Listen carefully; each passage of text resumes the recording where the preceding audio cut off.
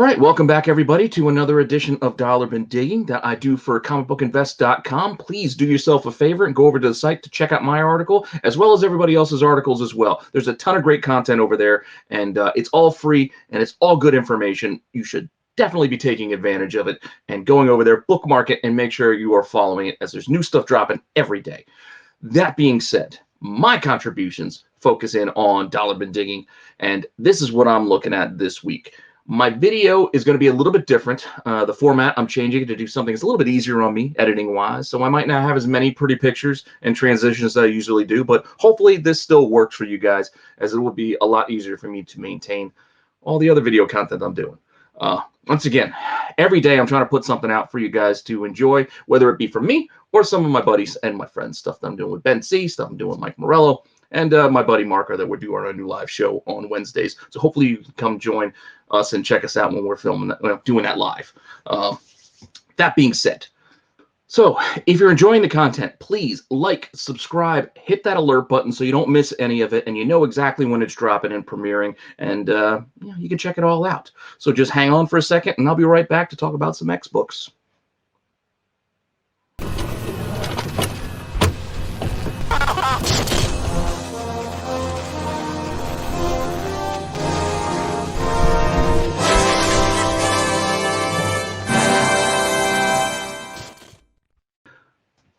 Okay, as I said, we are going to be looking at some X books this week. Now, I know you're probably thinking I was talking about X-Men, but I'm not actually talking about X-Men this week.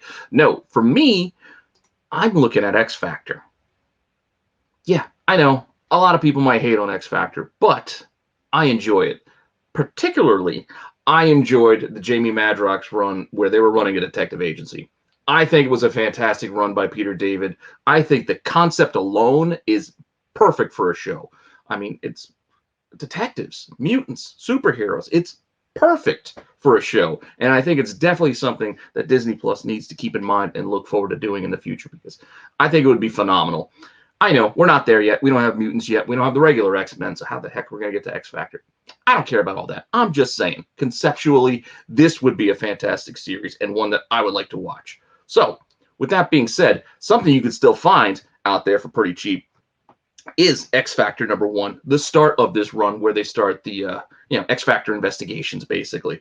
And you got a great team of characters that carried over from a bunch of the mutant titles. I mean, some of them were in regular X-Factor for a while. I mean, strong guys carry over from those old 90s Larry Stroman days, and Rictor was on X-Force, and you had Siren and Monet or M. Rain was a new mutant, and Madrox, hero, villain. He had a nice checkered past, which made him a perfect, hero for a detective story. Like, you don't know if he's good or bad, what his motives are all the time. It's a perfect setup. I still think it's something they definitely could adapt. Again, I know it's probably never going to, well, not never going to happen. If it does happen, we're probably years and years away from it, but I just think it would be fun, personally. So this book is one that you can still find out there, as well as there's a black and white for the second print that you should keep an eye out for as well.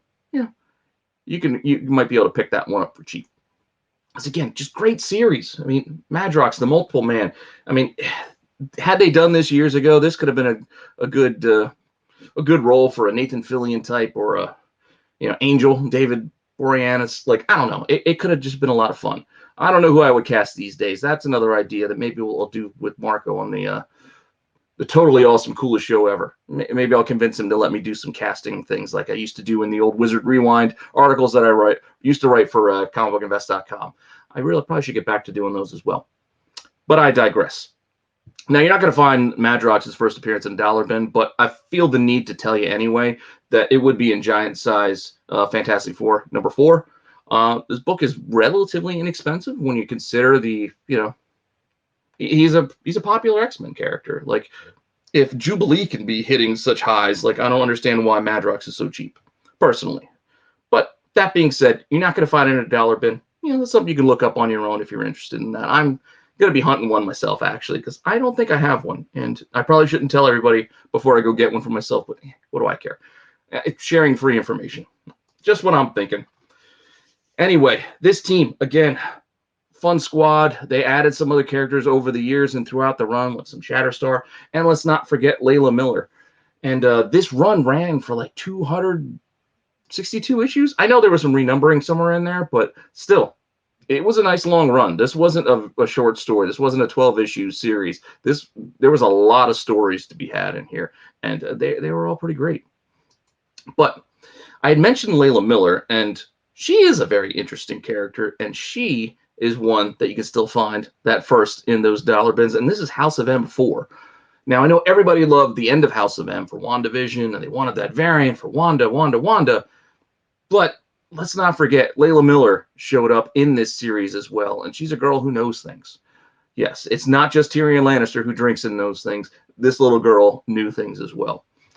Now, she appeared as a young girl in this series. So, you know, I don't know, kid spec is not everybody's cup of tea, but she did grow up after being flung into the future and put in those mutant camps that I think Bishop was also a part of, and she got the mutant stamp on the eye, just like Bishop, as did Madrox. Crazy stories, for sure. But they aged her up. So, I don't know, maybe 40 issues into the series, she came back, an adult. And it was a little weird to start to see the romance between her and Madrox, considering, she was a little girl, and then now she's an adult, I know, but still weird to me. And it was weird to me when I first read it, too. But it is what it is. Still would be a compelling storyline for a show.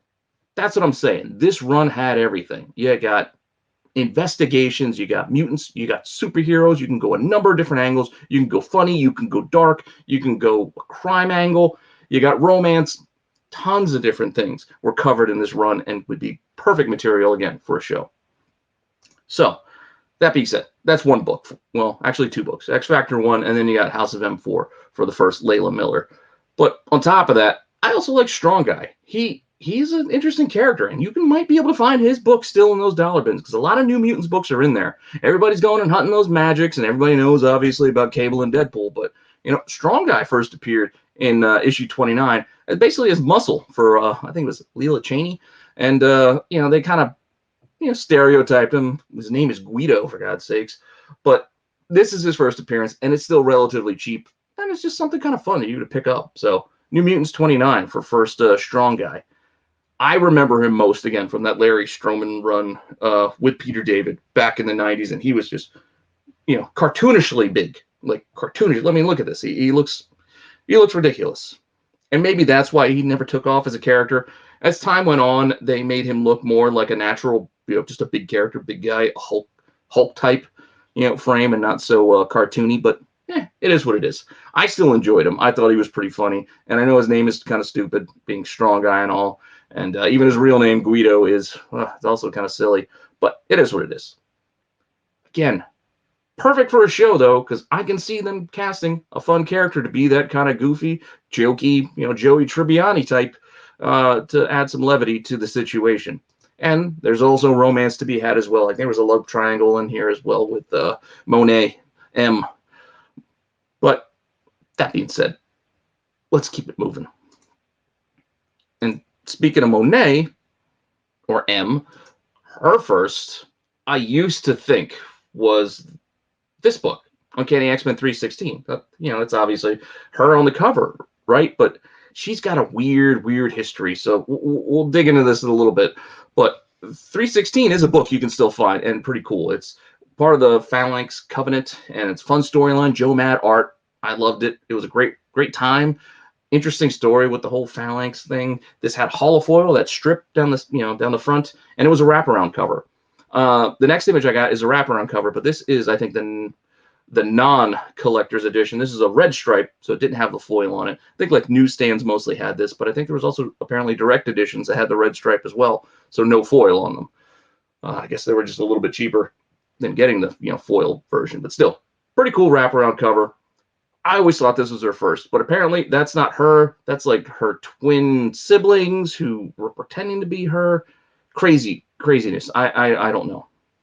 So I believe her first, when it's actually her, might be in the next issue in 317, which you have Skin on the cover, which is not the greatest cover. I mean, he's another interesting character from that Generation X team, but yeah, he's not going to be buying this, but I think this could be a potential possibility for the first actual M as well. And this again had that that foil strip, and then there's wraparound cover as well. And you know, you got the red stripe version that you can keep an eye out for too. These I still see in the boxes, and you can pick them up for $1 pretty much at a lot of places.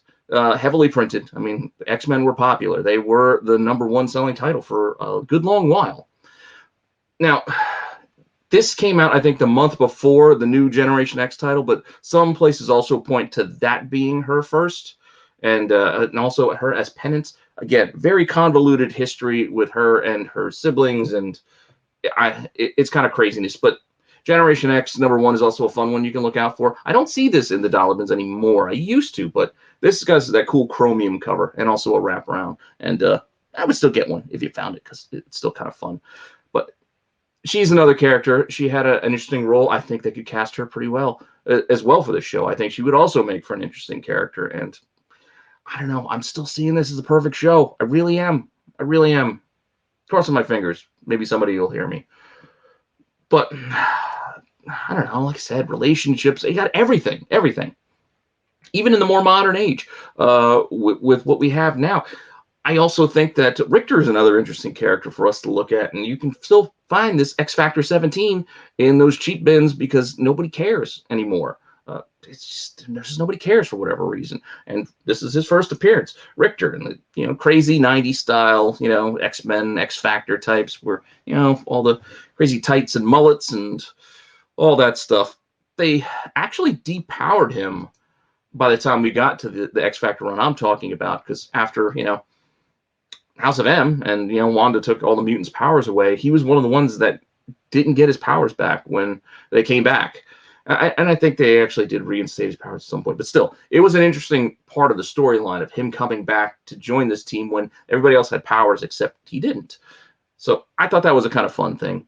Definitely something fun that they could do again on the show. Interesting. Sure. A lot of other stories need to happen before we would even get there. I get it. I get it. I'm just fantasizing about what I would like to see on screen. And again, this was a moment that completely shocked me when I was reading the comic because I just didn't see it coming. And that's, he had a relationship with Shatterstar. I know that's not a big deal anymore. It shouldn't be a big deal anymore. But at the time, I thought it was pretty shocking. It just, I was like, strong guy. I didn't see that coming. So Rictor, Shatterstar, who was also in the, Deadpool 2 movie. I don't think you need to use the same actor, but they could. It would be kind of fun. But I don't know. This X-Factor series is just perfectly adaptable to me. It just is. I don't know. Crossing my fingers, hoping it happens. So there's just a few books that I like that you can still find for cheap in those bins. Again, if this ever were to happen, those are some good books to find. Will it ever happen, or will it happen anytime soon? Probably not. So you're probably not going to agree with me and probably not going to go spend your money on these books. But I tell you, just do it. If you find it for cheap, it's $1. What's $1 investment? It may not make you $1,000, return, but it still could be a fun read, something fun to hang on to, and so first appearances that you can hold on to, and just in case. You never know where they're going to go, and just be prepared for any eventuality. That's what I like to think about it that way. Any eventuality, you are prepared. So if you find it in those cheap boxes, definitely scoop this up. That being said, thanks for stopping by. Hopefully you enjoyed that and you're enjoying the content that I'm giving you. So like, subscribe, hit that alert button, all that fun stuff. Please check out the Star Wars show on Sunday live, as well as the Wednesday show that I'm doing with Marco live. I could, happy to have you in the chat. The chat is an integral part of the show. If you were there the last time, the chat got a little bit rowdy. We had some interesting debates going on, and just come join the fun. That's what we're all here for. Or at least what I'm here for. Fun. Comics, friends, fun. Let's go. Next time. See ya.